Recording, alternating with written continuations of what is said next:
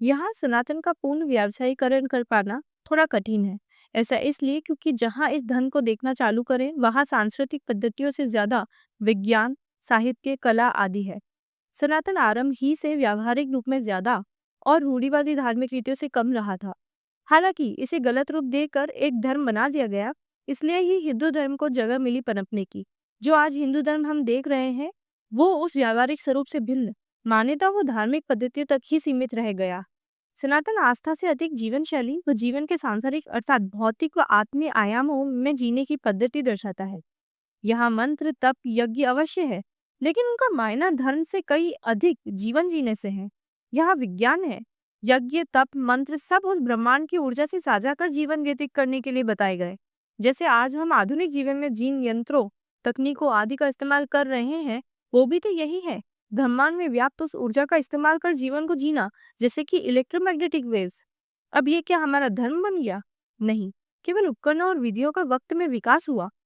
आज ज्योतिषी का भी यही हाल है। जो गणित, खगोल व भूगोल विद्या, ऊर्जा विज्ञान आदि विद्याओं की एक विशाल विद्या है, उसे हमने केवल कुंडली ज्ञान व सीमित गणनाओं में कैद कर पूजा पाठ, रत्नों, हवनों, मंत्रों तक सीमित कर दिया है। ज्योतिषी का कर्म सिद्धांत से सीधा संबंध है, और इस विद्या को उसके सारे आयामों के साथ देखना सीख भी लिया, तो भी वो अधूरा है बिना जातक के कार्मिक जीवन को जाने। कार्मिक जीवन जो जातक के संसार में प्रकट होने के साथ से चलता रहा है, क्योंकि यही तो वजह है उसके नक्षत्रों की विशेष स्थिति की पीछे की, ग्रहों के प्रभाव की। अतः यदि उपाय ज्योतिष शास्त्रों को पढ़कर भी किए जा रहे हैं, तब भी वे अधूरे हैं, क्योंकि हकीकत में जिन समाधानों को हम आज कर रहे हैं, वे केवल उसे कुछ वक्त के लिए स्थगित कर रहा है, जो फिर लौटकर आएगा ही।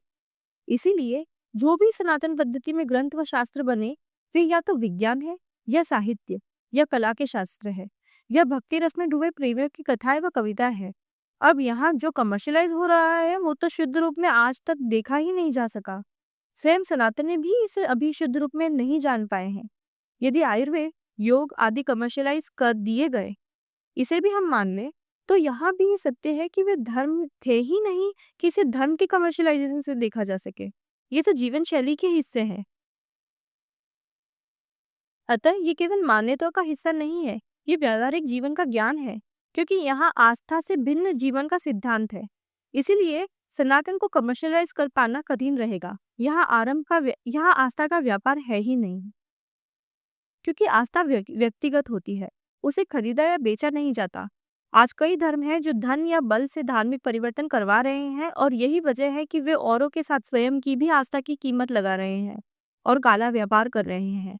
इसलिए ही सनातन को हिंदू धर्म से पृथक देखा जाना चाहिए, क्योंकि सनातन तो वो व्यावहारिक पद्धति है जो जीव के अस्तित्व से और उसके भी पहले से ही है, जिसे आज हर जीव जी रहा है, चाहे वो किसी भी प्रजाति, आस्था, जाति, धर्म, भाषा या देश का हो। परंतु जो हिंदू धर्म आज दिख रहा है, वो तो केवल बाकी धर्मों से बराबरी करने व स्वयं को श्रेष्ठ साबित करने की होड़ में ही लगा है। जो आज अपने सनातन के स्वरूप से अलग होकर कट्टरवादिता और जातिवाद की उलझनों में उलझ रहा है। इसलिए हिंदू धर्म कमर्शलाइज हो रहा है, यहाँ आस्था का व्यापार है। इसका प्रमाण हमें उन धर्मगुरुओं, पंडितों, साधुओं, तांत्रिकों, मांत्रिकों आदि से मिल जाता है, जो आज आडंबर रच लोगों की आस्था के जरिए अंधकार और भय फैला रहे हैं, जो कट्टरता की शिक्षा दे हमें भटका रहे हैं। सनातन तो प्रेम सिद्धांत है। वहां यदि नफरत आ रही है, तो वो सनातन है ही नहीं, केवल किसी का व्यापार है, क्योंकि नफरत से केवल नफरत पैदा करने वाले और फैलाने वालों का ही फायदा है। नफरत करने वाले तो कट मर रहे हैं और मार रहे हैं और अंधकार के मार्ग पर जा रहे हैं। इसलिए प्रेम का बहुत मायना है इस संसार में। यदि हमें अपने ईश्वर के सत्य स्वरूप का दर्शन करना है, तो एक ही मार्ग है, प्रेम। सनातन में कई प्रबुद्ध जन आए, जिन्होंने अलग अलग मार्ग पर चल अपने ईश्वर को प्राप्त किया, पर मूल रूप में सबका मार्ग तो प्रेम ही रहा। भक्ति भी प्रेम है, कर्म भी। योग विद्या, तंत्र विद्या आदि जिस भाव को पैदा करते हैं, वो संयम, स्थिर भाव भी प्रेम ही है। सूफी भी प्रेम ही के मार्ग पर चले। प्रेम वो भाव है जो हमारी आत्मा में निहित ऊर्जा को उस ब्रह्म की ऊर्जा की स्थिति तक पहुंचा देती है। वो ऊर्जा उस स्थिति में ब्रह्म ही है। अतः ब्रह्म ऊर्जा अपने भाव में प्रेम है, उसका सत्य वजूद प्रेम ही है।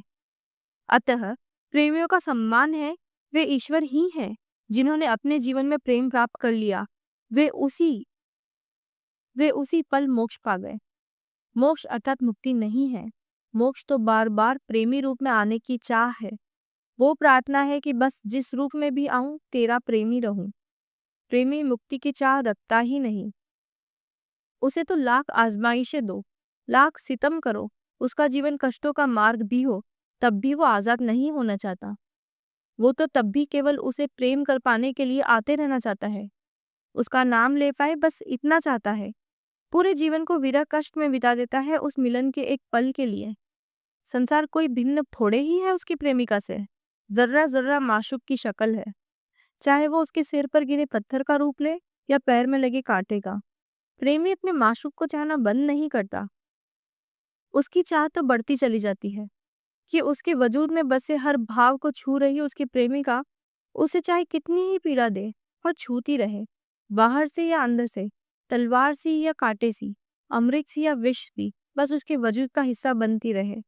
आंखें इस संसार को देख पाए ना देख पाए, अपने शाम को देखती रहे। चाहे वो बना दे या मिटा दे, चाहे मेरे रोम रोम को नोच ले, बस मुझ में समाते रहे। कृष्ण अपनी बंसी की धुन सुनाता रहे, चाहे कान सुन पाए ना सुन पाए। वो अपनी झांझर से मेरे मन का आंगन गुंजाता रहे।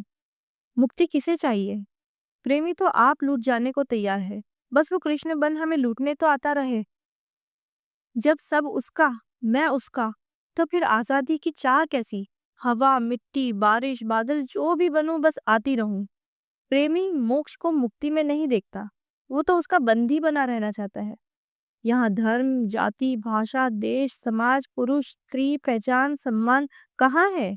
यहाँ तो वजूद भी उसका होने से ही है। बाकी तो खाकसार है, और खाक भी बनना मंजूर, बशर्त यही कि हवा बन वो छूता रहे, उड़ाता रहे।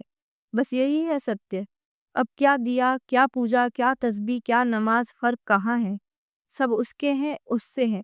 यहाँ लड़ने से हासिल कुछ नहीं, बस अपनों का ही खून लगेगा हाथ पर, जो जन्मों के पश्चाताप से भी फीका नहीं पड़ता।